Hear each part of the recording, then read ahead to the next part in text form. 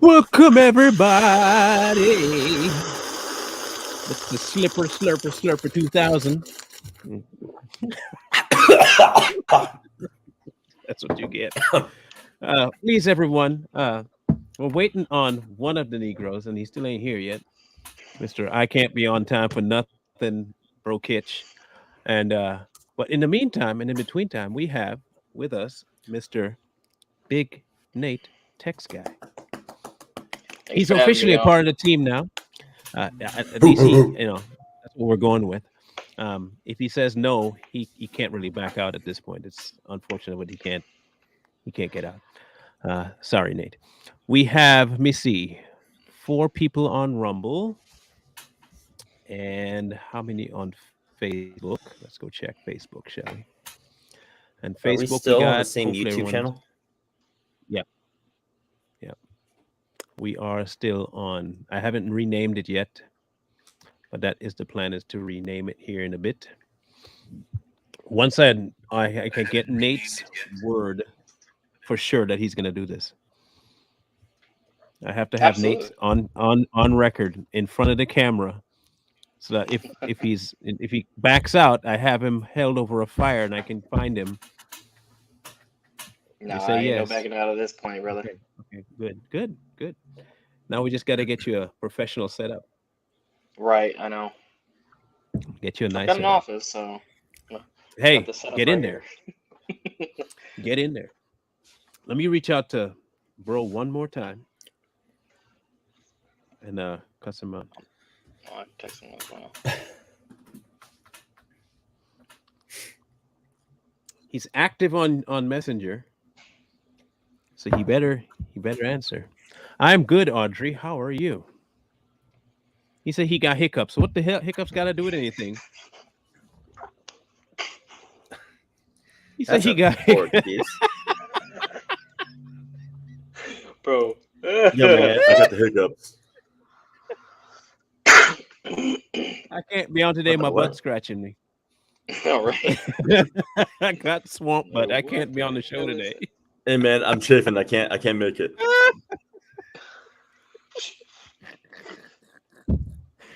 Oh man! All right, Nate. So, quick question for you, since you're the newbie here. I want to put you on the spot. Mm-hmm. Uh, I want to ask you a question about Fetterman. How did he All right. win?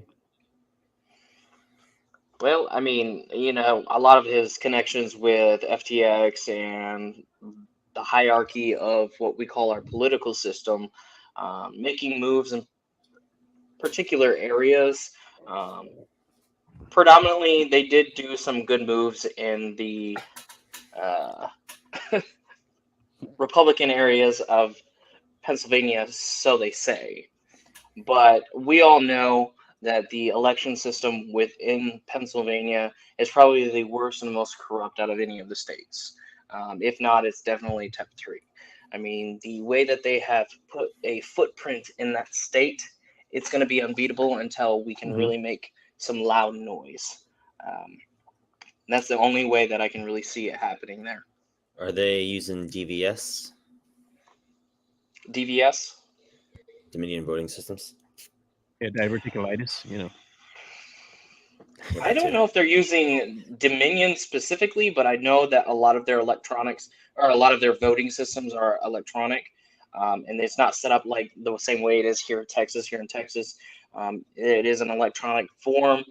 You go in, you type it up, or I mean, you press your whatever buttons you want, and then it spits out a receipt to you. I know a lot of states that do the electronic voting, they don't actually have that to where you can actually verify it. Shady screen. It's edited. Okay, so they are Oh using my Dominion. gosh. I don't That's know. in I didn't Georgia, know that or not. anyways. That's in Georgia. Yeah, I know Georgia absolutely. I think over Hello. 80% of the voting machines that are used in Georgia are Dominion. Hey, look who's They here. have what Look they who have the highest number of Dominion users in Georgia than any other state. yeah. Sorry, my bad. um, I'm just doing this in honor of Mister Brokitch over there. I know, man. um, I did an expose on Dominion some time ago, and it has since been struck from YouTube. Of The course. good thing is, I'm running this on Rumble, so regardless of what YouTube does, it'll still be out there in the ether. So no one really cares what YouTube does, really, in the grand scheme Right. of things. I can always take this back down. But I don't know how many of you knew that Dominion uh, was called out by CNN in 2006. Huh. Did you know that? You know Very why they were That called when out in 2006? no. For security 2006. issues. Of Security course. issues. Of course. They They were just untrustworthy in well, the- 2006, unverified. The government didn't really do their vetting of the system. CNN. However, you say that today, yeah, you're a denier. they'll Uh, just sweep that under the Unfortunately. rug, you know. Yeah. You're spreading I think the misinformation. video might still be out there. Hold on, hold on. You know what? I bet you I can find it. I bet you money I can find this. I'm lying. They don't have it up no more. All right. But I do have my video. I probably should bring my video so I could show it. Then they'll say, you can't show that. We banned it. No, but they had issue with it. They told you in the video that there was a problem with it being accessed from outside of the location. Then I went back and I took a look at their uh, manual. I don't know if you've seen their manual, but they put out a manual, right? And I downloaded the PDF and went through the PDF page by page.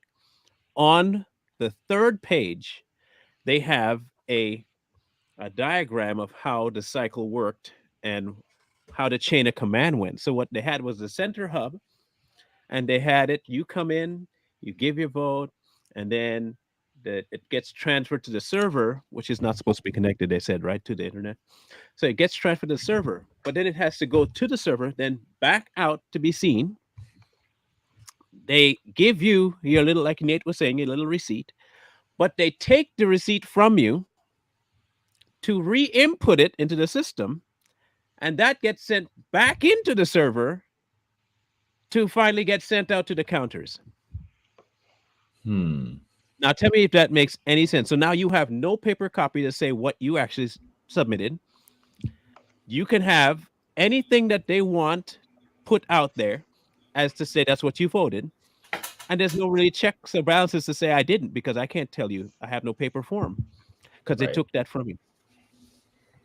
But that's how it went. And this is in, unfortunately, the year that we know everything went down. That was that year. They did all that.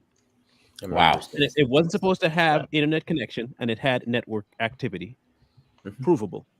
And that's why they took my thing down. So now, do you think then that that's how Federer might have, I don't know, got in there with his half a brain? Oh. Who knows? I think I would think so. I think that's Yeah, exactly how he um, got in. Now the question is, do you think 2024 will be the same? I mean, unless we make, like I say, unless the Republicans actually do get into office where they need to where they can actually have words and express the frustration of the American people, yes, it's absolutely going to happen again. But that They've means got the getting the grips old guards out. Exactly. Um, Getting rid of the Mitch McConnells, the Lindsey Grahams, That the ain't Rand gonna happen. Pauls. that ain't gonna happen. That ain't gonna happen. You see, of all of them that you mentioned, Rand Paul is the one I think that has some glimmer of hope to get back on course. The others, there's no chance of them getting back on course. He's Mitch Mitch is too far McConnell. gone. Yeah. Oh Mitch is yeah. too far gone. He's too rich. He's too rich to care. Yeah, yeah. And I think they'll be too occupied with this so-called investigation into Biden. It's not going to go anywhere. I think it'll be a waste of time for the next 2 years. It's not going to be to matter. No one's going to get At our arrested. at our Yeah. tax expenses. Yeah, it's not going to get. He's not going to get arrested. Hunter's not going to get arrested. And if he does get arrested in the next 2 years, he'll get pardoned by that old Okay. fart. So, what's the point? I mean, just don't bother with it. I wouldn't even bother trying to do an investigation. I just wouldn't bother. Yeah. It doesn't make any sense. When I look at all the details of the laptop, which I've seen, unfortunately, um, one would think that it would be an easy, open, shut case, couple of weeks, and everybody goes to prison. But I've stopped holding out hope for that. I mean, if it was us for one of us in that case, they would have been wham bam, thank you, man. 2-day trial. We would have been under the jail. You know. And what's interesting, I have heard it said that it's not whether or not a nation has laws; it's whether or not the nation's laws are applied equally. Mhm. And we know that it's not the case. It's never has been, never will be. So then the question then remains: why vote? Why vote? I've been asking myself that for the last 2 elections. It's one of those things where a reform of arms might come into play that's going to be needed to really overhaul and make it fair again. I hate to say that, but unfortunately, that's the only thing I can see. Yeah, well, the other thing's not working. Democracy ain't working. The Republican way ain't working. A democratic republic ain't working anymore. It's not even in. I don't. We are at this point. We are a democracy. Ugh. I think officially we are a democracy. I think that whole democratic republic is no longer a definition of America. And that's an unfortunate statement, but It is. you can try and make it make sense all you want, but somebody please prove to me that we are still a democratic republic. Give me proof that that's the case. Because all the checks and balances that a democratic republic should have are not even remotely being enforced. Case in point, this is a small one. Any measure of impropriety or even a semblance of a dereliction of duty should be grounds instantaneously for an impeachment. Would one say no? Yes, right? Mm-hmm. I would think that you not addressing every single problem that affects the American society would be grounds for an impeachment. The border, military, infrastructure, and the economic issue. None of them has been addressed. In fact, they've been exacerbated by that idiot. And somehow we think he has to have some sort of moral slippage in order for us to impeach him. He has dealt with China. He's dealt with Ukraine. Every bit of that man administration is corrupt, and we have done nothing. I mean, J6 happened, but that's not even what it should have been. I mean, what? So what else? What else are we supposed to do as American citizens? I want to hear some ideas. I guess I don't know. One my thing question to you is. Well, hold on. Go ahead, Michael. Oh, one thing I think we should do is get rid of the two-party system. I think that's one of the big problems within our country. Mm-hmm. You know, yes, you know, we don't need parties for you to identify what you believe in ideology. So no parties. You know, you don't need a party. So someone that's, let's say, the former left, someone that's already was a leftist doesn't need a party to tell them what their beliefs are. Same with somebody on the right. You don't need to be called a Republican to know what you believe in. And then you vote on the candidate that stands by what you believe in without a party name, without any of that. Regardless, the parties are going to be there, but we don't need the two system, you know? You know, and a lot of people, I mean, honestly, we're not, but I know that that's how people vote, and that's how most of Americans only see it. And the way to get around that is honestly start inviting the leaders of these other little parties, these independents, to the presidential debates, to the, you know, make them a floor, give them a floor to speak upon. And that's really never going to happen because they want it to be a two-party system. They want it split because it's easier to divide in that specific instance. So to get to his point, it should be give the independents or all these other different parties, the Green Party and all these other a platform, especially at the presidential debate. And another thing about the two-party system, how many times have you heard of somebody going to vote and they vote straight ticket without, we're all guilty. I've done it, you know, straight ticket without even knowing anything about your candidate, right? So if you get rid of the party system and you just have names on there, it forces have the to. American people to actually pay attention to the candidate instead of the party. A lot of people just go in there and just be like, oh, Republican, pff, Republican, but it's actually going to force you to look into this individual, study these individuals, and pay attention to your candidate. And like Nate was saying, invite these smaller parties in. The Tea Party, the Libertarian Party, the Green Party, not the socialists or communists, none of them buffoons. Get rid of them. But you start inviting these other parties in, and if our government got away from keeping these career politicians, for one, two, they're all like lawyers with Harvard degrees and Yales and all these people. So you're telling the little people like us, you'll never be able to run. You'll never be able to run, Nate, because you didn't go to Harvard. You're not a lawyer, and you're not this. So if we get back to the way our country, the way voting was supposed to happen, anyone should be able to run for office. Anyone.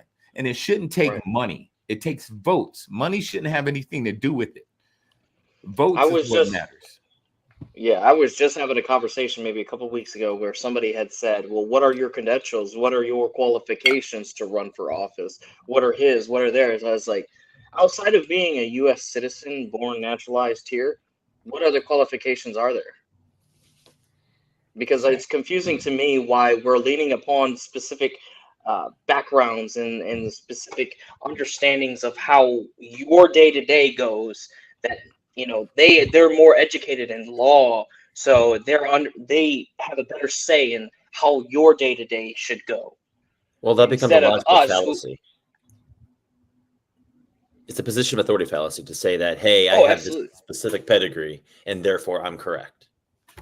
Yeah, absolutely. And that's what I'm trying to get people to realize is that you, as the American people, you, the blue-collar worker, you, the one that's actually in our economy, seeing day-to-day what's going on, are a better representation of the people than lawyers, judges, and all these other people that literally are of the 1%. Because have you ever heard of a poor lawyer? Have you ever heard of a poor judge? No, they don't see the day-to-day. Yeah, that's true. So let's run with that concept of a no party, just vote what you know about the prison system.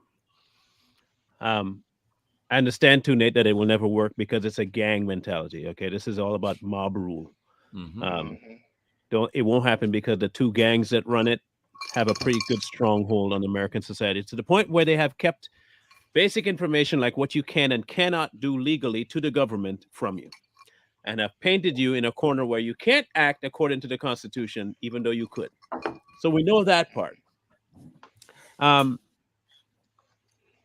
That would open it up to almost, I'd say, about 30 candidates for president that could run at one point in time. I know I can't run, but if I could have, I would have. I think the only criteria we probably need for president is that you don't want to see America go to piss.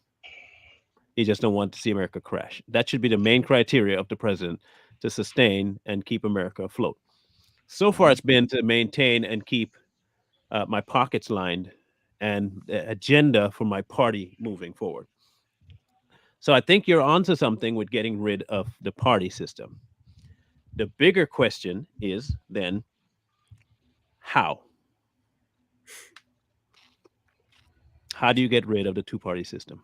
Well, I think for us people that have been voting for a couple of years, it's going to be really hard to get rid of that. I mean, you can get rid of it on the ballot. You can stop talking about it. Your debates there's ways you can subtly start training people to say, okay, there's no longer a party system, but a lot of us already know what party or what these people stand for. So in high school, where you get taught civics, you just don't even talk about Republican or Democrat. You start teaching it in school. You don't even mention it. You know what I mean? So as these kids start getting older, they don't even recognize a party. Yes, of course, they're going to hear about it. I mean, come on, we're a lot smarter than that. But you can slowly just start taking it off ballots, stop making it part of the presidential debates, stop dividing the House and the Senate, Just so many things, this many seats and this many seats and that many seats. I mean, it'd be a tough thing to do, but that's the way you get law and order, is by totally getting rid of the left and right. And then the House just becomes one. The Senate becomes one. And they vote on Yeah. topics. Yeah, and of course it's always going to be left and right. We can't say that there's not, because they always vote with ideology, man. Mm-hmm. Regardless, you're going to vote, your ideology. But you can still slowly start getting rid of that. And then, term limits is another way you can fix it. So you force these people, you have 4 years. Whenever the president turns over, you turn over. And you can be up for re-election, but you only get another 4 years. And so now you're forcing these people to work for those 4 years because they know their time can be up. Would Well, you apply that? the only Go ahead. caveat Sorry. I was going to say, the only caveat to that, though, is that we saw in this past 2020 election that people didn't vote for Biden. They voted against Trump. Yes. Mhm. So we can't necessarily say that. I mean, from that vantage point moving forward, I don't think it's got to be an ideological battle at that point, because people aren't agree. voting on principle or ideas anymore, like it should be, like you said, Mhm. bro. But people are voting on the instance of, well, I don't like Trump, that's why I voted against him. It's like, is that really what you need to be doing? Yeah. Right. That Too many seems to people be how vote it's off of going off. too many people vote on based off of emotional responses and trigger points rather than policy, economics, and things of that nature that actually affect your day to day. Yes, you might have some issues with Roe versus Wade situation, or the topic of same-sex marriage, things of that nature. But that's all they're feeding you. Those are emotional responses, unless they actually directly affect you. I mean, for the same-sex marriage situation, that affects what was it, like 1 to 7% of the population? I don't even. I think it's like less than a percent. Many people have said that was a slippery slope, and it's crossing into a certain. I know, but my point is that people hyper focus on things like that rather than the actual state of our economy and the state of our country, Right. and where our money's going and things of that nature that are much more important to them, to everybody. It's across the board rather than just a minute portion of the population. Would that be okay? So would that be considered indoctrination in the system, bro? If we did it like that, if we taught the kids about the non-two-party, would that be considered indoctrination? Well, no, Or because just a system reform altogether, and so you have to teach them how the system is going to work. I mean, it's just a system reform, because what you can teach them is, okay, at some point we was broken down in 2 different parties. One stood for this, one was about this. We've gotten away from the 2-party system because we're trying to get our government focusing back on issues instead of party lines. Right. And then you can slowly start teaching them. It's not really indoctrinate them, because at the end of the day, like I said, you're going to know where you lean. There's going to be a candidate you're going to know, so it's always going to be there, but you don't need a party system to kind of force people to think a certain way or vote a certain way. If you're a Republican, you will do this. It should, anyone should be able to vote for the best candidate, man, honestly. And regardless, we don't have to worry about it, because we're always going to vote. Like Jay said, we're always going to vote, our ideology pretty much. So I'm trying to run this all the way down because it's a good concept. Okay, so forgive me for asking constant questions about this, because I like the concept of it being removing the the party system the way it is now. What about the party system the way it was? Because initially, what they both started out as was, one was in completely in the wrong and one was in the right. That is exactly how the two-party system kind of got centralized. There was definitely a group that was for the right, and I don't mean on the right side. I'm talking about between right and wrong, they were right, and the other one was completely off the rails, sick, evil, demented people, wrong. They still exist today, and they still have the same names, and they're still the same people, and they have the exact same ideology. But what if we went back to the mindset of the two party concept, not the way it is now? Would that make a difference? Hmm. We would have to figure out what that mindset was initially, and Well, we know what it then was promote. based on. That's the biggest thing. We know what each was based on. And each was based on not just, oh, I feel like this. The right, or as we would say, the Republican Party, was indeed centered around a biblical, whether you want to consider that, or Christian mindset. The left was also centered around a Christian mindset, but they call it conservatism, if you remember correctly. We can give them that much. And what crept into both was the liberal. Okay, not the original definition of liberal, as in the um, what's his name, the big fro black guy, Douglas, Yeah, Frederick Douglass. right? Not Mhm. that kind of liberal. We're talking about the liberal that came after him. Um, the problem I can see is that we have also come so far away from original religious ways of thinking, because now you have, heck, you got trans preachers today, so we can't bank on that to bring it back. That's not going to happen. So we can't even place the right for the right and the left for the wrong, because they're all wrong at this point. But if we went back, there really isn't a way I can see us removing two parties, simply because the way the system is set up right now, it's not built for it. The way Congress is, but would have to revamp, literally rewrite America for it to work that way. Um, you can't function in Congress and you can't function in the Senate. The Supreme Court would have to be revamped as well, the way that one works and who you have to go to for what, and what that has to be changed. Um, the way government in on a state level is set up has to be changed. You got to get rid of how the governor dictates and how the mayor dictates and councils. I mean, when I think about the gravity of how that would have to, it would take an act of God to do, Mhm. or the complete reconstruction of America. Um, I think do you it's think we possible. have enough people willingly minded to create such a change? Right now, no. In about 5 to 10 years, more than Maybe. likely.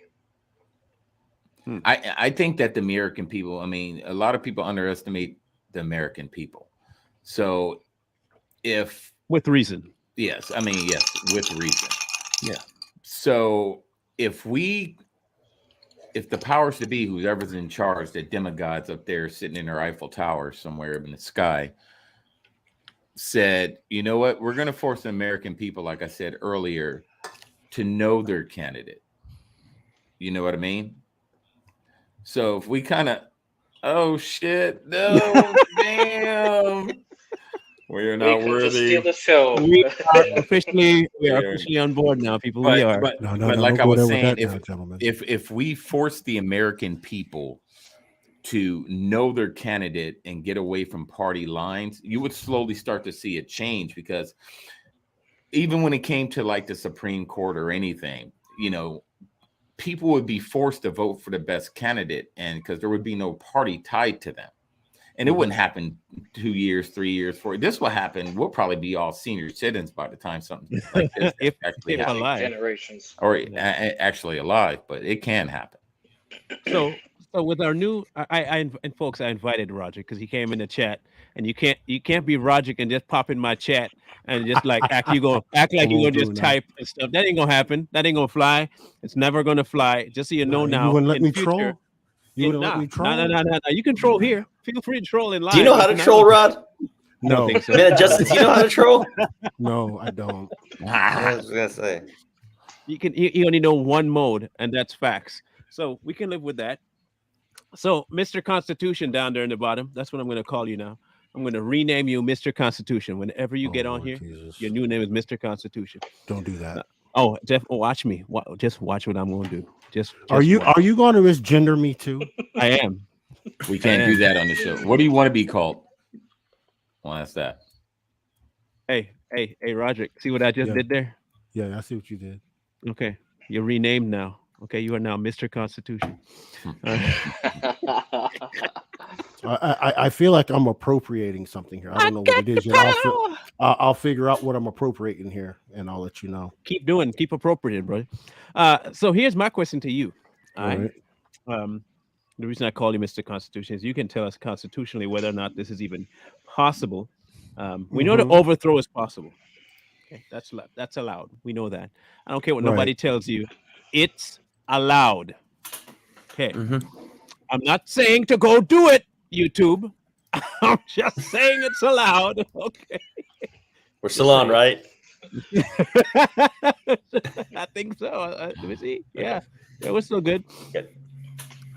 So, in vain of what we were talking about, the revamping of the two-party system, constitutionally, what would have to be adjusted for that to go away? You can't. Well, you want to go down totalitarian lines, or do you want to go down actual constitutional lines? Of course Constitutional. not constitute totalitarian. Don't even insert that, man. Okay, so constitutional lines, you can't. Okay. You See, I literally was can't, right that because you'd have to redo the whole system of America in order for that to happen. yes, because Okay. freedom of association under the First Amendment. Okay. So how would we do it? What would we have to do? Outside of the Constitution, Mm-hmm. first things first, right? Most of your local level elections are already nonpartisan. Mm-hmm. So why not have legislation passed on the state level, right? That makes the governorship and all the elected cabinet nonpartisan. Mm-hmm. That's where you start breaking the system down, right? Because locally, obviously, you have to know who your mayor is. Right. You have to know who they are, period, regardless of who they're funding, et cetera, et cetera. But when you take it to the state level, now you're starting to neutralize the state parties, right? Because you got to remember, the county parties are responsible for getting the state individuals on the ballot. Right. That's their only purpose, because they have no power on the local level unless it is a partisan election. Most local elections are nonpartisan, so their power is stripped away. They're automatically, as far as a political, not so to say power, but influence, right? It's stripped away automatically.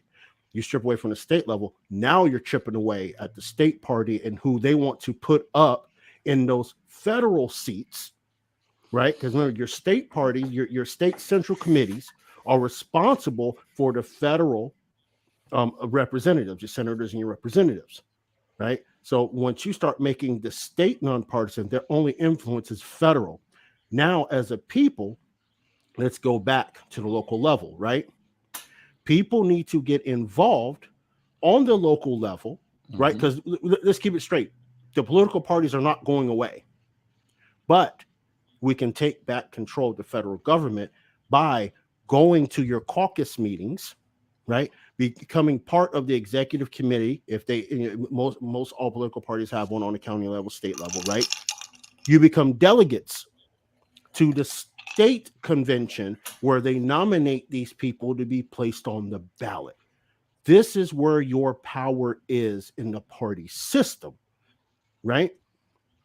Everybody says, oh, it's the lesser of two evils. Well, let's keep it 1,000. Whose fault is that it's the lesser of two evils? It's the citizens' fault for not being involved in the political process on the local level with your county Democrat or county GOP or county Libertarian Party. Your state party, same way. This is where your candidates are drawn. If they throw anybody up there, yeah, you're going to vote for them. Oh, I didn't want to vote for Mitch. Then why were you not involved on a county level to become a state delegate, right? To vote these people, not to get on the ballot or not to promote them.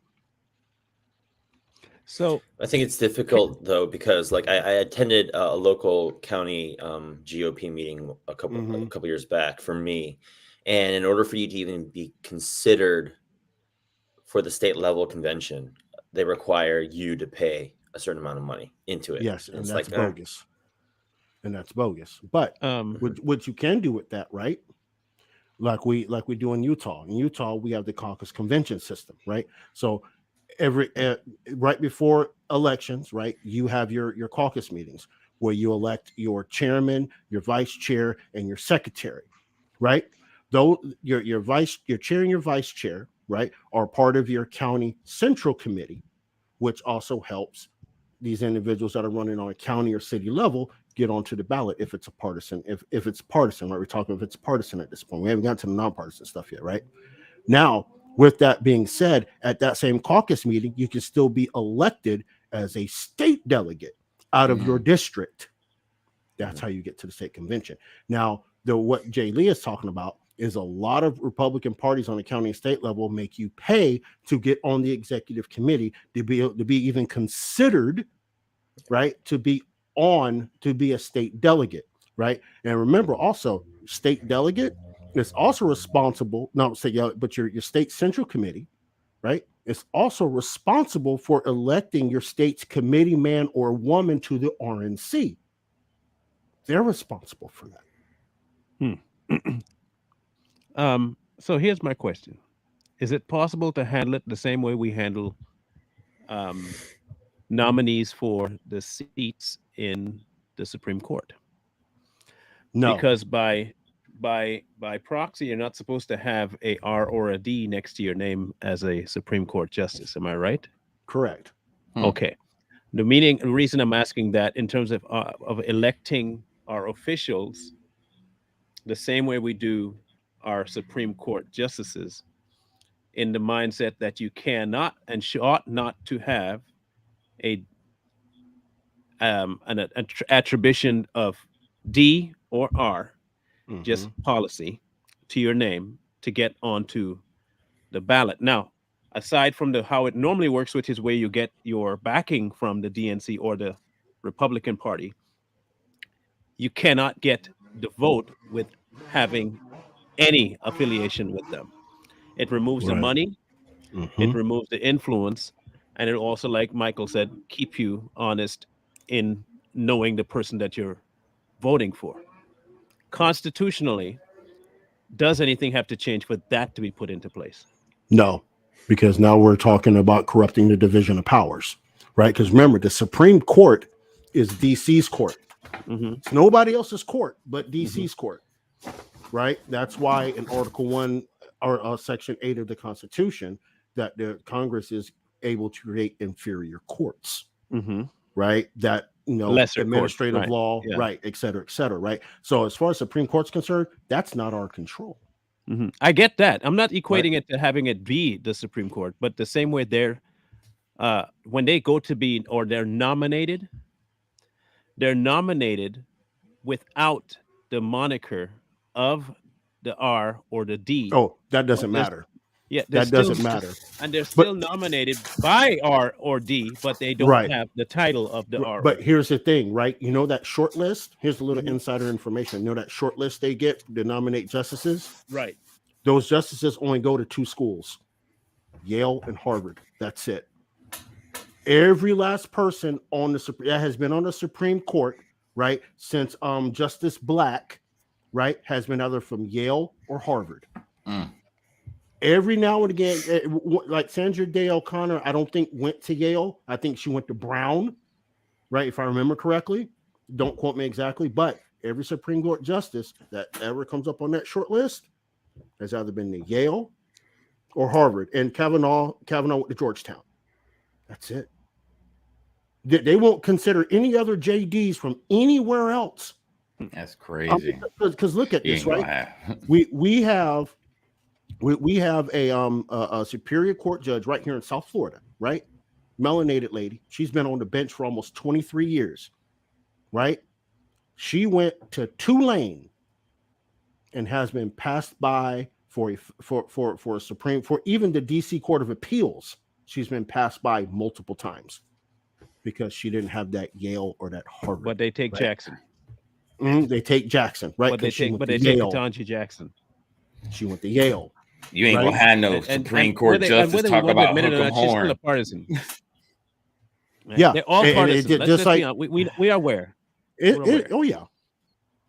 Wow. I mean, just like the individual from Texas that was nominated, not Texas, Bork, Justice Bork, right? He didn't go to Yale or Harvard. He went to Cal. He went to Cal. They shut him down as quick, and he was probably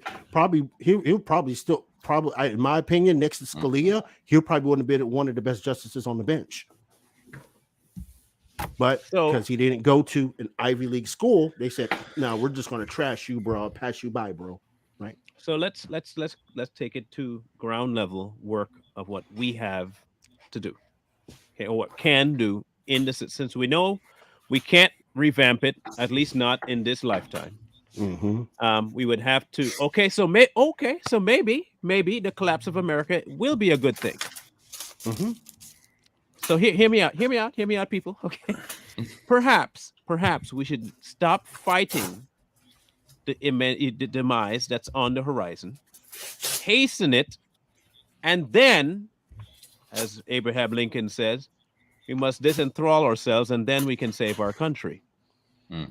I think we are so enamored with the idea of patriotism or hanging on to what we knew it used to be that we are blind to what it is and what it can't be, and are delaying the inevitable demise of the Trojan horse that got in about 70 years ago. Yeah, exactly Um, right. So, with that being the case, should we hope for, this might sound bad, as patriots, the ultimate thing that we've been fighting, which is the demise of the current state of the United States of America, and hasten in the revamping and rebuilding of the new version of America, which I have is a the thought on that. original version of I'll America. let someone. I got a huge thought on that. I talked about this before. Y'all go ahead. I wouldn't say, I wouldn't say a new. I think we would go back to the original version of the United States. Okay. Back when we were an actual, not a corporation. You know what I mean? So Gotcha. if we can go back to that, maybe that does need to happen. And there's rumors out there floating around in the interweb world that it just might happen, but who knows? There's been rumors going around for years. So yeah. If we can, like you said, it all this didn't really start until big banks got involved in America, till big money got involved and took over, all these foreign countries started buying America's debt because we were in debt and we needed help. So what they do, they bought our country. So the American people, this is why we pay so many taxes on everything, because we're actually paying back a debt. Yep. So if we can go back to where we weren't a corporation, I would love to see that. Nate, Lee? For me, just so long as there's no power vacuum in the transitional period between. Oh, there will be. I think that's what I'm hoping for. That's the thing. Okay, so that's for me. That's what I hope happens. Okay, if it collapses, just like with every other country that America has stepped in and created that vacuum, a power structure stepped in. Who do you think in America is going to be that power structure? You think the lefts are going to be the power? You know what that's going to give us? The power to finally do what we're finally supposed to do. Okay, so let's evaluate real quick. Who of the two sides would have the balls to do that? You think it's the left? No. They don't know. No. I think at that point, that is where we would find our spine, because everything collapsed anyway. The law is no longer applicable. Okay, we have now gone to the point where there is no ring to normal. So what do you do in that point? You step forward and you fight. Thoughts? Fight what? If there's a power vacuum, that means there's nothing there. No, there's lots there. There's lots there. You fight to take over the structure that was taken down. Well, look at it this way. Go ahead. Well, look at it this way. What Marlon's talking about, think about what happened after civil rights, right? Civil rights was signed in 64, right? 68, civil rights was signed, right? What happened after that? The Republicans walked away from the culture of civil rights. They walked away. What happened? It created a vacuum. Guess what you got out of that? You got the Weather Underground. You got the and other types of little mini terrorist organizations like that. The assassination, the attempted assassination of Reagan, right? The left jumped into that sphere. Oh, human rights emotion. And they've been in that vacuum ever since. That's what Marlon's talking about, right? There's going to be something in that vacuum. The question is, are you going to stand up to what's going to stand up in that vacuum against you to restore the liberty of the republic? And we'll have at that point, at that point, because right now, let's be honest, we have our back against the wall, but not nearly enough to kick back. Okay, we're still in fear that the current situation can put us behind bars. That's what a lot of Mhm. us are afraid of. We don't want to jump in and act out, act a fool, do what we're supposed to do, be J6 all over, but on a higher level, because we're going to get arrested. So, what happens if the system falls? All of that fear goes away. So, who do you think is going to step in to take back what should have been taken back the first? That's all I'm saying. So, Nate, you got an opinion about that? I mean, honestly, I feel kind of useless because everything that you and Justice just said is exactly my thoughts. I've had this conversation numerous of times with people. The only way that we're going to be able to get to what we need to be is a complete overhaul of everything Mm-hmm. and then stepping into place, because it's going to come down to a physical, I believe more of a physical altercation at that point. And at you only know who's going to step up at that point and win that war. Mm-hmm. So Um, because I really do believe that I don't think we're at an impasse right now. We're in a holding pattern. And I think the holding pattern, regardless of whether a Republican gets back into power, say Trump or DeSantis, or a Democrat continues in power, which is either Biden or I think what's his name, the California clown's going to run, Newsom, or some other idiot that steps into the forefront on the Democrat side to run. Regardless, I think that we have to, as a society, let it run its course and stop trying to fight the demise of America. I think it's run as far as it can go with the amount of corruption that it's encountered. The system started off amazing. The amounts of checks and balances that those men that founded it, they were light years ahead in the thinking race than anyone else in history. That you have to give them that much. They thought of almost everything, almost.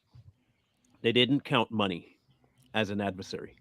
That was their one mistake. They didn't count on the power of money corrupting everything. So now what you have is money makes the world go round. Money gets you the candidate you want. Money keeps that candidate from getting out. And you can't bank on the realities of life as this person does it and this person likes and Well, craziness. I'll say this, Marlon, right? The founders did, right? When they wrote the Constitution, right? And when you read about the stories of the Constitution by Justice Story, right? He talks about how they came about the direct taxes clause in the Constitution, right? Because the direct taxes clause in the Constitution, right, also affected the 3/5 compromise, right? And I don't want to get into the Civil War argument, right? But the Civil War argument was, yes, about slavery, but it was also about double taxation, because most states taxed them for their property on top of the federal government taxing them through the direct taxes clause for their property, which were slaves. That's another conversation. But with that, they had that into account when they wrote the Constitution, because they intended that the federal government could only make money on imports, exports. That's what the direct taxes clause meant. And any property belonging to the federal government, they collect taxes on, right? They didn't expect the 16th Amendment. The founders really sat back, and Hamilton wrote this, and I think it was Federalist 21 or 22, right, about overtaxation, right? But then also we look at the Anti-Federalist number 9, written by Montezuma, where he talks about a consolidated government is tyranny. Well, what did the 16th Amendment do? Along with the 14th Amendment, it made us subjects to the jurisdiction of the United States to pay federal taxes on earned income, which created the tyranny, because all of the federal government is ran by money, ran by our money. We become the subjects to the jurisdiction, right? They didn't expect that, but the Anti-Federalists called it. They called it. We were too busy reading the Federalists, and Anti-Federalists are bad, but the Federalists had a lot of good points. right? When it came to federalism and how it could become consolidated, become run amok, and look at what we have now, right? Now to the other piece, we're talking about the system collapsing, right? I want y'all to think about this. We're one of 3 countries in the world that does not have a no confidence vote for our federal government. You know that? We're one of 3 countries that do not have that mechanism to be able to push someone out of office if we don't have confidence in them. We don't have that check. We got to wait 4 years, right, to push somebody out we don't like. But this comes down again, right? This is where federalism is beautiful, right? Because you can pass a law in your state that the citizens, right, can file an initiative, have the governor call a special election for the citizens to vote on no confidence in the federal government. We can do it in all 50 states. And if it becomes overwhelming, 34 states say they have no confidence in the federal government, guess who's removed? The president and all the cabinet will be removed at that point because we have no confidence in our federal government. And look, let's really look at the confidence rating, approval rating of Congress. Was it 7%? Pretty low, right? Why can't we not say, guess what? All you guys in both chambers of Congress, sayonara, we have no confidence in you, right? Everybody in the president, executive branch, we don't have no confidence. Bye-bye. That's it. We need to brainstorm and get together as a people and figure out how we create that mechanism, because we can't depend on them jokers up there in that 68 square mile space broaden to remove I know someone how that's incompetent, right? I know because but impeachment's only a political process. No, that's broaden it. Broaden what? Impeachment? Broaden impeachment. To what though? How do you broaden it outside of the scope of the Constitution? To all states, not just the branches of government. Right. That's the same thing. Right. That's no confidence. So it's there. There's an option for. We just have to make it larger. Now, is there a way? There isn't a way right now, obviously, or it might have been done. Do you know of a possible way that we can make that a reality?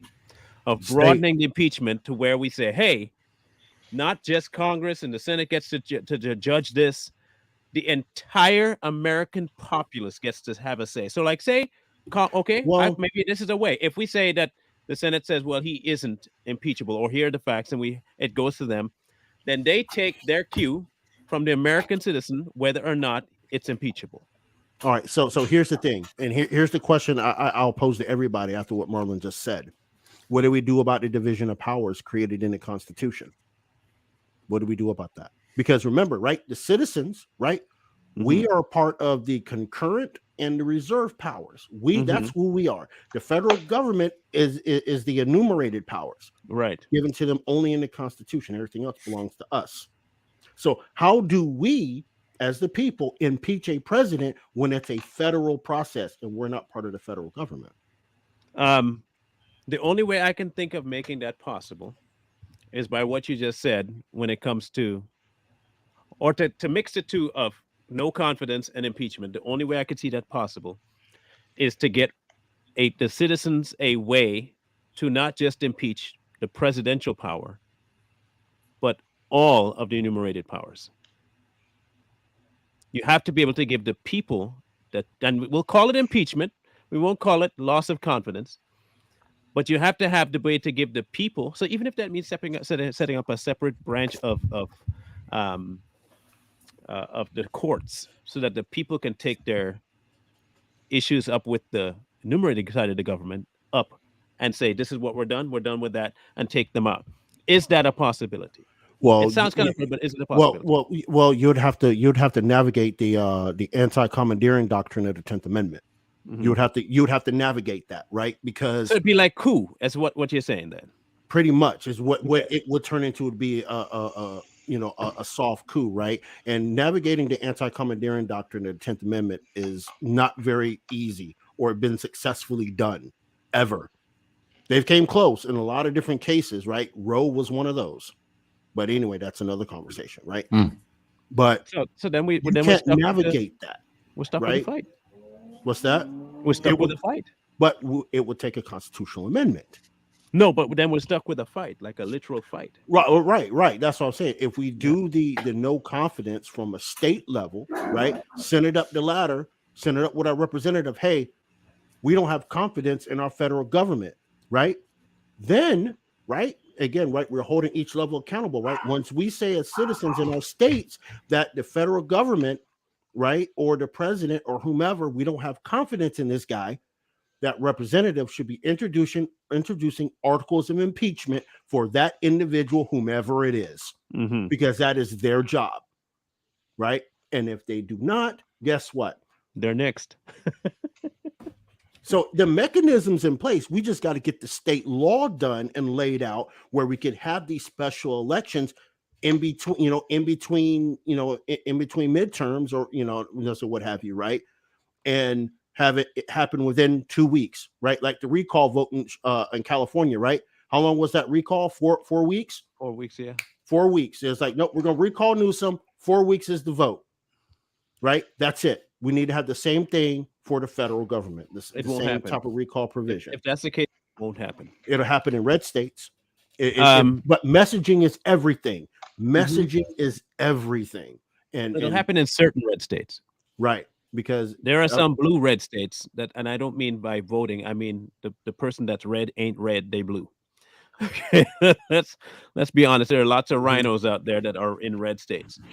And one thing, they get back to the whole party line issue. Whenever the left or the right goes after the president, the first thing they want to call it is a witch hunt.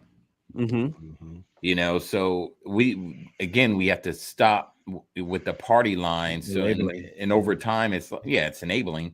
And over time, people they wouldn't even use that term anymore. Right. But also with the president, I suggest that he falls directly under the Uniform Code of Military Justice. Directly under that.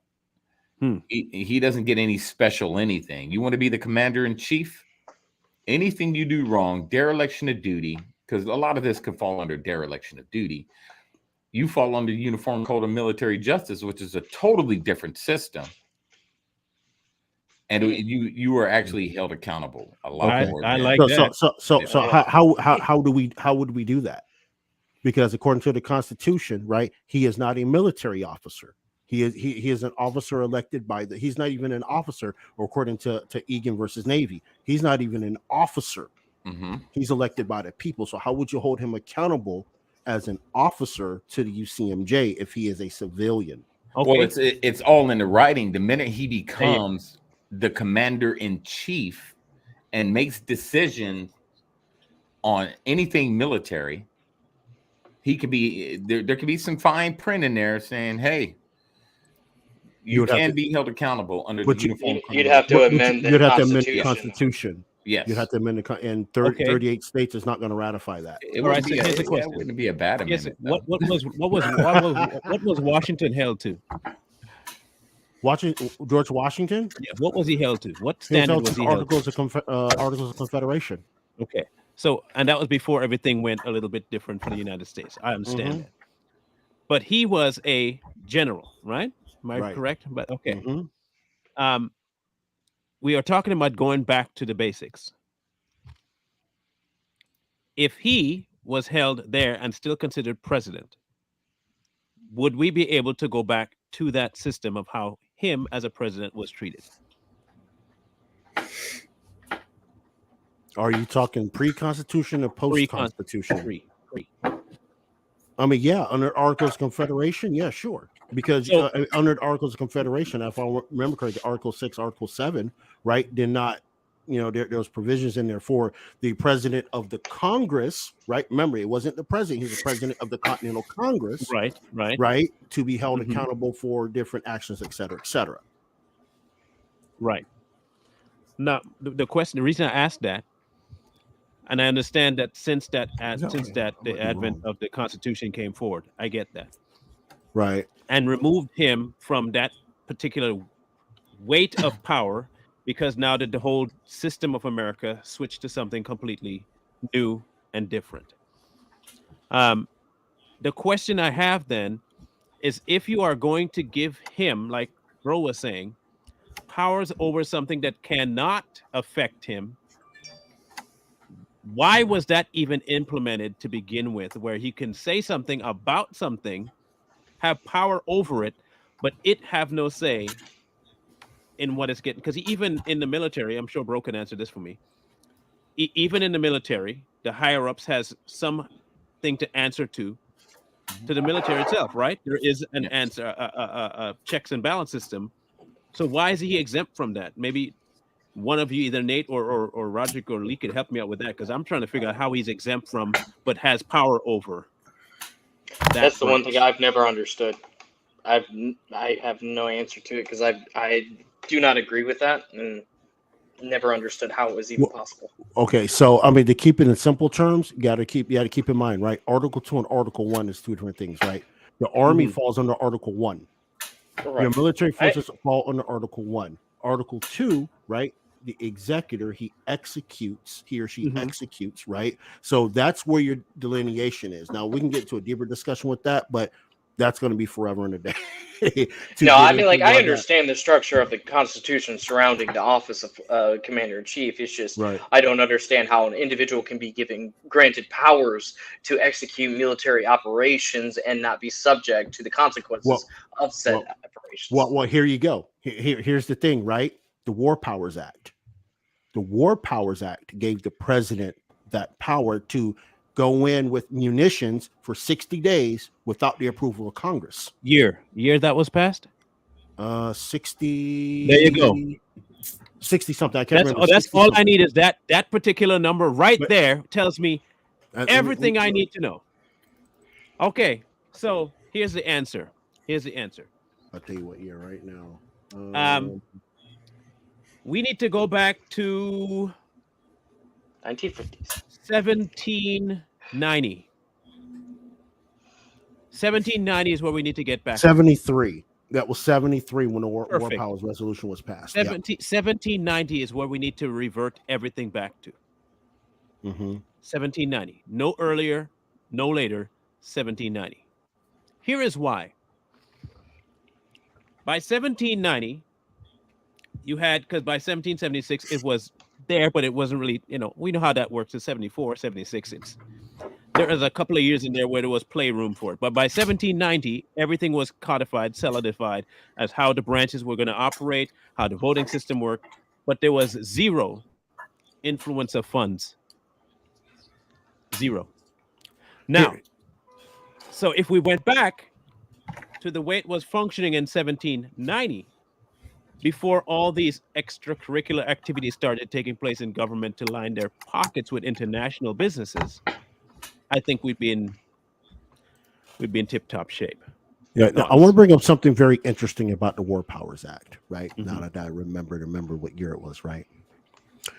President Nixon shot it down. He vetoed the War Powers Resolution. He vetoed it. But the House and the Senate overrode his veto. Guess what the composition of both chambers of Congress was in 73? Was it Republican? No. See, I didn't think so. 73. 73. Yes, sir. Who was in office? Nixon. Nixon was. Yeah. Nixon was 73. Yep. And that's why he got the way he got. That's why he got the band hammer. Yeah. The Democrats, right? Again, and we're not trying to go down partisanship. Watergate. Right? The power, right? They wanted to give the executive branch the power. And as soon as Ford got out of office, Carter got in office, what happened? Beirut, right? Beirut and Operation Cyclone allowed Carter to go drop munitions over in the Middle East. Hands off. No accountability. Yeah. And it's messed up. With the title of Commander-in-Chief, I think, this is my belief. I think, okay, once you get elected as president, you're elected, you're going to be the man in a couple months. You have to go through, and I don't know if they do or not, you have to go through through some type of military, like schooling. You know, you go off to whatever, the Pentagon or whatever. You sit through these classes and you learn about the structure and how the military is structured. You know, when you're sworn into office as president of the United States, you're also sworn into the rank of commander in chief, because that is a rank structure to me. That is like whenever you go into any military base, boom, president of the United States is right there. President.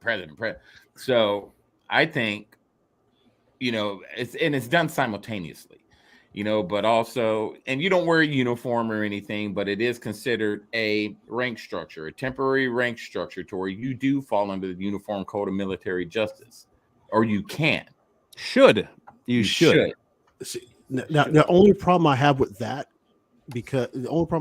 is one, you can give one sole man the power to start a military junta right off the rip, just because he doesn't like the people. I mean, look, if President Biden had that power and January 6th happened, he could have declared a military junta and shut the country down.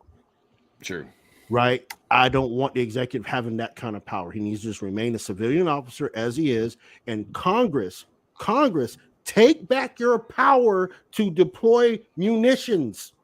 That solves everything. You just scrap the War Powers Resolution and send all that power back to Congress where it belongs. President has no power over the military. He just can command it if Congress, an act of Congress, declares war. Then he can act.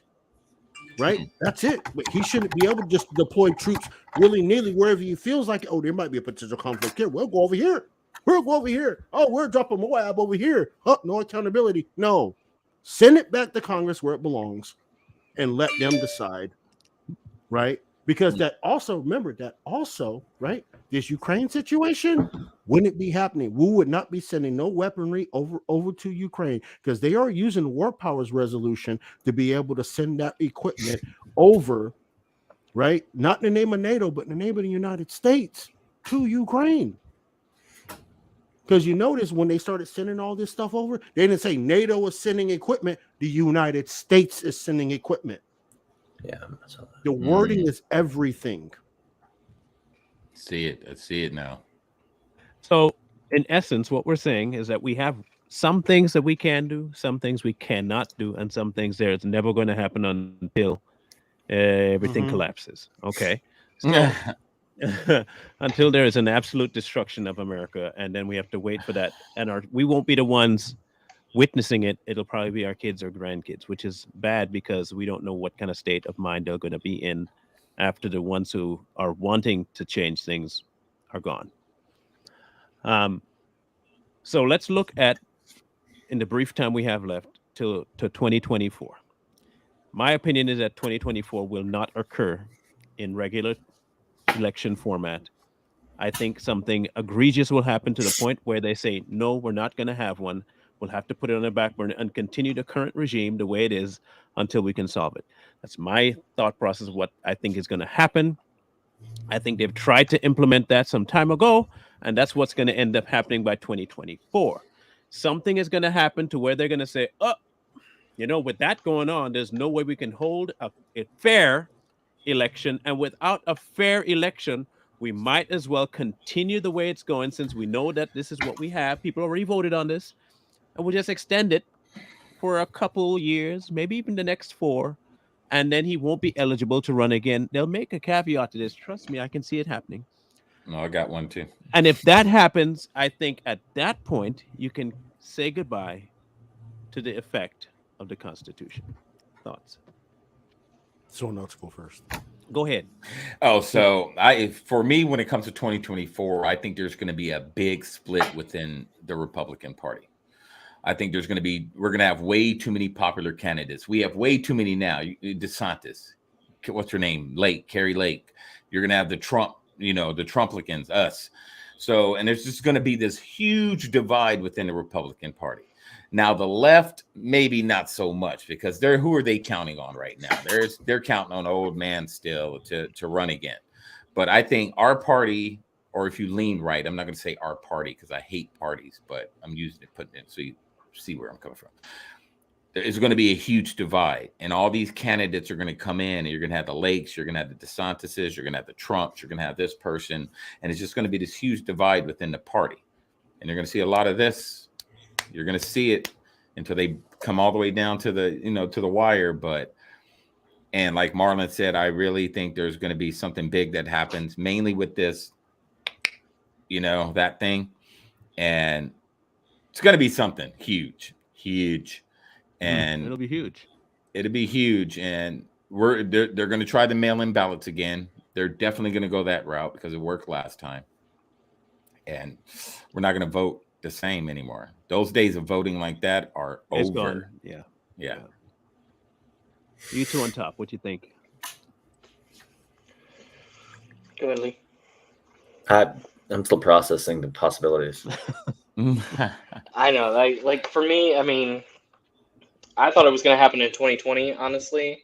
And they were going to try and shift power in a specific way and deem Trump to be, this authoritarian and just seize power from him and do what you're talking about now. But from this point forward, I couldn't agree more with what you're saying, in the sense that just with all the different lawsuits and everything going on, especially in Arizona, it's only going to build to a pinnacle point that it's just going to fall off a cliff and all hell's going to break loose. And that's where they'll declare some kind of, state of emergency, or, the powers to be that we're in a state of chaos and we have to take power through the military and all this other, garbage they're going to come up with. I can foresee several different scenarios happening, honestly. You still processing, Lee? See, the thing is that I don't think the right side of the political spectrum has enough of these, quote, celebrities in order to make a dent into the culture. So regardless of whether or not you have a DeSantis, Trump, or Kerry Lake, to Bro's point, I don't think that internal divide is going to be there, partly because too many people are trying to bolster some of these more right-leaning individuals, and a lot of them have their back, and they all line up ideologically in the same principles. So to see that internal divide, I don't think is quite there. I think the divide will happen when we look at, like, when we jump to conclusions like we do with Kanye, or when we jump to conclusions like we do with I don't know, the whole DeSantis Trump's supposed split, or whatever that is, the sanctimonious. Yeah. And when we react in our gut emotions, I think that's when that split will happen. But I don't think, from my vantage point, the right has not necessarily been overtly emotional compared to the left. So to say that certain individuals within the party will be the ones that cause the division, I don't think that'll be a big enough division to split anything. And then that's when I think the unity can happen, to the point where now we then revolutionize the system. But let's say Michael's scenario does play out and the right dissolves into these little factions and whatnot. I think that's when we'll probably see that collapse happen. Captain down below, Mr. Constitution. What if I told y'all that the United States has already perfected not pushing on with elections because of chaos? What if I told you they have already perfected it? I would believe and it. I can give you the proof. I can give Go you ahead. the proof. Benghazi. Okay. Right? Does the name Saif al-Islam Gaddafi sound familiar? Very, very familiar. Okay. Those of you that don't know who Saif al-Islam Gaddafi is, that Some is random Muammar guy. Gaddafi's Some guy. son that's been trying Yeah, to run for president every election. Libya has not had a legitimate election, or it's been postponed since Gaddafi has been assassinated. All thanks to we're not going to say it out loud, but y'all already know the details. The United States have already perfected creating the chaos to not have an election. Right? Just like the same thing, all of us think, right? I think we're all on the same page when we say that J6 was an orchestrated federal event, right? This is the chaos, right? Got everybody distracted, right? Then we have these groups like Patriot Front doing things out here in the streets, doing these things, right? They've demonized the Proud Boys doing these things. Oh, they're going to create more chaos. And then the current occupant of the Oval Office stands in front of that red and black thing and says, "Oh, mega Republicans are, yeah, you know what I'm saying? Yeah, you know what I'm talking about. Yeah. But right, that's the trigger. Oh, they're going to keep y'all from voting. We're going to have to declare an emergency. Same tactics they used in Libya, right? They said Muammar Gaddafi, right, was the devil, right? Muammar Gaddafi was the devil. He was this, he was that, he was evil. Yeah, Gaddafi, he did some things, but he wasn't as bad as he said because he was targeted for something else. Completely different. Completely something else, right? Now, that being said, same topic of money, right? Because Gaddafi started the African Union. They was going to a gold-backed currency. They had to get rid of him quick, right? This is why Saif al-Islam Gaddafi, every time he tries to get on the ballot, something happens. Something happened. And the same thing you could say, same thing could very well happen in 2023. I'm sorry. 2024. I'm sorry. With the election, there's something going on. It could be the Marburg virus. It could be, there's a bunch of MAGA Republicans storming the ballot boxes. We got to declare emergency, deploy the National Guard to stop the election. We can't have an election. It's a threat, a domestic terrorist threat. Yep. But see, here's my thing, though. Benghazi. Go ahead. Here's my thing, though. When we're talking about that power, vacuum, I know that Gaddafi kept slave trade out, but now that there is no more Gaddafi or a leader to put the kibosh on it, that all is running rampant. So what would that look like for? Watch your mouth. What would that look like? Okay, you own it. What would that look like for us? Then this is the question, because let's say we do experience that power vacuum. What's to stop all this nonsense of that caliber to run rampant here? I personally, Second Amendment. Yeah, that's the only thing that'll keep it. That's the only thing left. Yep.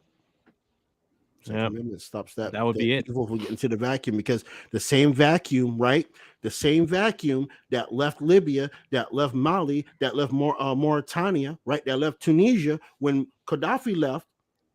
What filled the void? The slave trade, right? Same thing with Ukraine, right? The United States got caught up in the game. Certain players got caught up. It created a vacuum, right? The color revolution, right? Right? In Ukraine, the orange revolution, right? Euromaidan. What stepped into the void? Azov, human trafficking. Did it not? No fight back on the Second Amendment. They didn't have that option. Nope.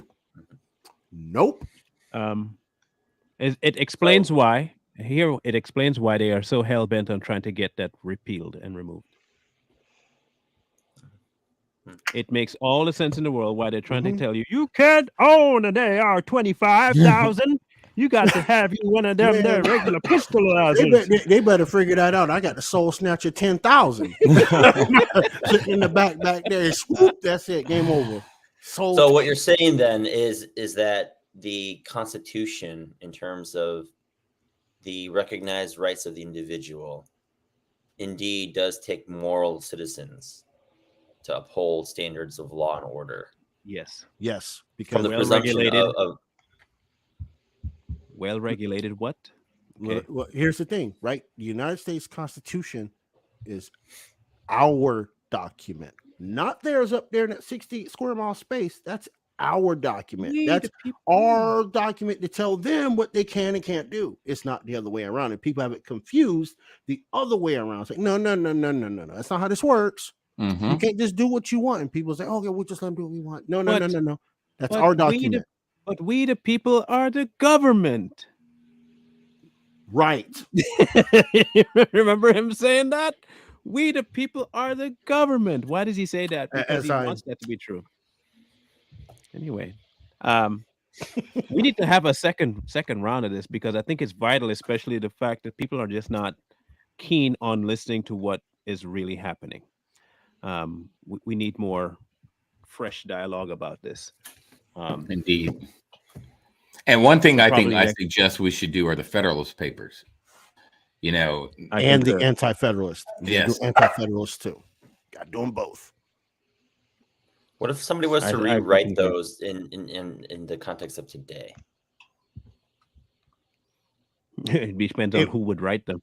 Yeah, it I'm would saying. either a progressive mind would be writing it, or a conservative mind would be writing it. Because you remember, right back then, they weren't conservative or progressive. They were just like, we don't want a tyrannical government, and the aristocrats were like, well, the government, we might need a little bit of tyranny, but Just not a so wee bit. much, right? Just a wee bit of tyranny. The aristocrats wanted because they wanted control of everything, right? Mhm.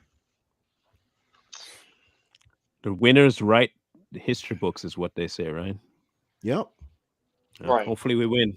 But people Hopefully we also win. people also conflate definition and meaning.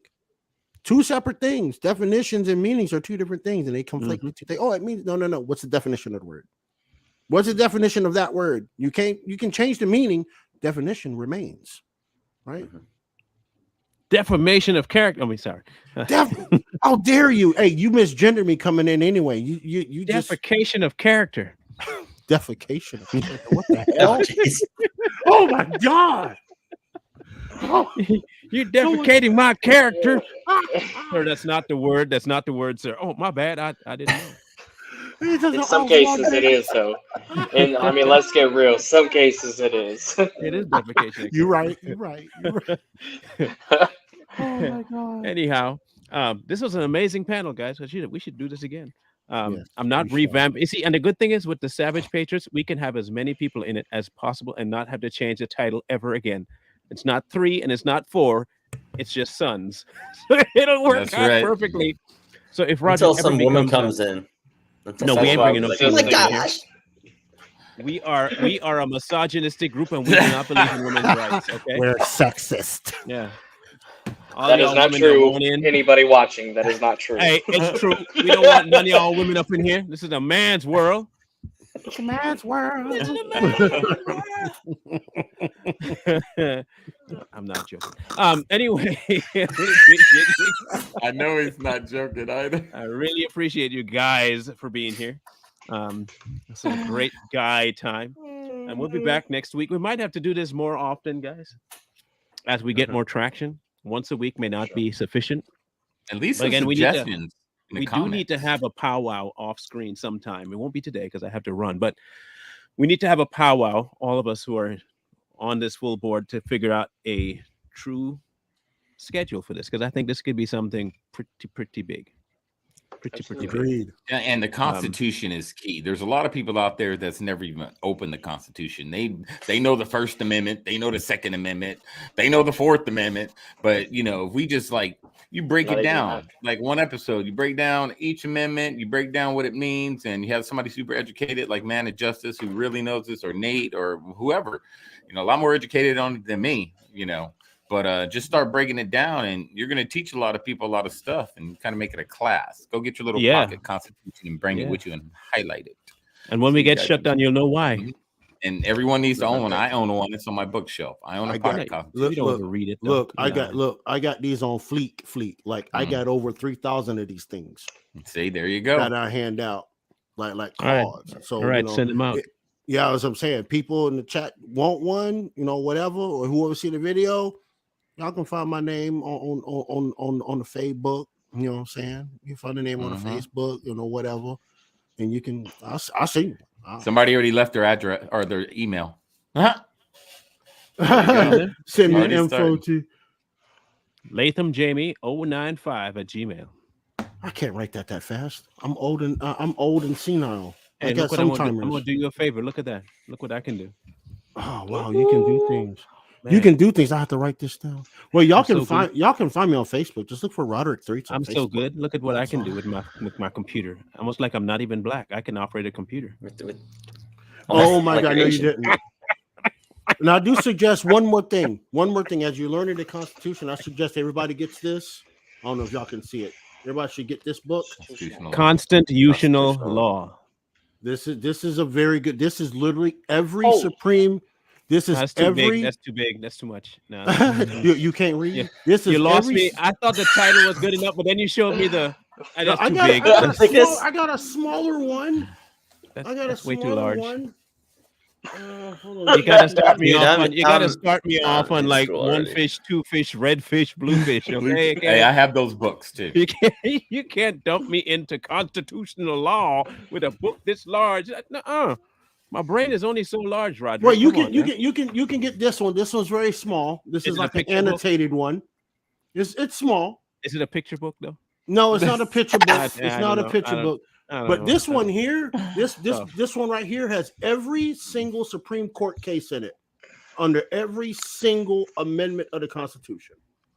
Well, I guess I may Every have to read it now. You don't have to read it now, but when you got to go look for something, boom, it's right here. You just find the amendment you're looking for. Boom, what cases against that amendment? Make Boom, boom, me boom, gotta boom. read stuff. I'm just saying, you want to get your that's secondary, but I do suggest this one. You can get this one here on Amazon for like $30, $30, $40. They have that on Audible, right? Maybe. I'm not sure it's on Audible. You have a lot of patience for that. I'm not sure it's on Audible, but Hey, this is a hey. good starter. It is on Audible, and Joe Biden is reading it. See, stop. Don't play with me. Don't play with me, bro. Joe Biden's reading it, and every once in a while you get a break with Kamala saying, "We did it, Joe. You did it. You read it, Joe. You trying to get read us it. banned. You finished Joe page read one, it. Joe. Page Joe one. read it." Here's your Capri Yeah. Sun, Joe. So this will be our final episode. Right. Nope, because we're on Rumble. Right. This is on Rumble, homeboy. On YouTube. And we go to Twitter too. You know, Twitter, you know. You can read it, Free speech Joe. zone You and can shit. read it, Joe. Oh my goodness. So smash the Anyway, Rumble button, hit the like, share, comment, and subscribe, y'all. Yeah. This is do going to the be our whole new thing. title permanently is The Savage Patriots, Sons of Paul Revere. The change to the entire channel will be coming soon. I have to make sure I get all the banners set up properly and all of that. So same link as before, just a different name. And it'll be the Yeah. final change. I promise-ish. Make sure you check out the Savage Patriots Facebook page. Right now, Sir. it's only a meme page right now, but Marlon and I were talking earlier, and we're going to try to revamp it a little bit. We're still going to keep it memes because that's how it was created years ago, but try to revamp it and put some more content in there like this. Make it move. Politics only. So we'll be in touch, guys. For now, we definitely will be on next Wednesday, same time, same bat channel. Hopefully the same cast. I don't know. We'll see what Rajik's doing. I know Nate's on board. So what we'll be on. If you are available, man, I'll send you the link anyway. That way, All if right. you can, Yeah, jump yeah, on, I can you come through. Okay. Wednesdays are starting to calm down a little bit. I'm not having to go to Miami so much to do radio shows. So Oh, I'm kind of that's kind of cooling out now that the midterms are over. So That's such a rough I thing might to have be- to go to Miami. dude, I it's know. 75 Ooh. miles, right? 75 miles one way, which would normally be an hour, 5-minute trip. Yeah, you don't want to drive 95 from Palm Beach, Florida to Miami. It's literally almost an hour and a No. half, hour 45. to Why go would that far. anybody want to just drive down the coast of Florida, you know? Yeah, it's so That's terrible. what I said too. Like, oh, it sounds horrible. It's so horrible. Sign Well, me I up mean- for that punishment. Yeah, Takes me an hour just to get downtown Houston, and I only live 30 minutes away. that's what I'm saying. That's what I'm saying. Like you get to Fort Lauderdale down here, it's like stop, go. Literally for like 20 miles, stop, go. Well, at least I live in Austin, so I can at least go Yeah, I'm downtown if I Gucci. really wanted to. Well, good thing all your exes live in Texas. Ah! So we will catch up next week. Next week we'll have the same topic, but we will be tackling the Constitution. And so if you want some more info on that, please feel free to check us there. Like, share, and subscribe, and we will catch you guys next Wednesday at 4 p.m. Eastern. All right. Laters. Deuces.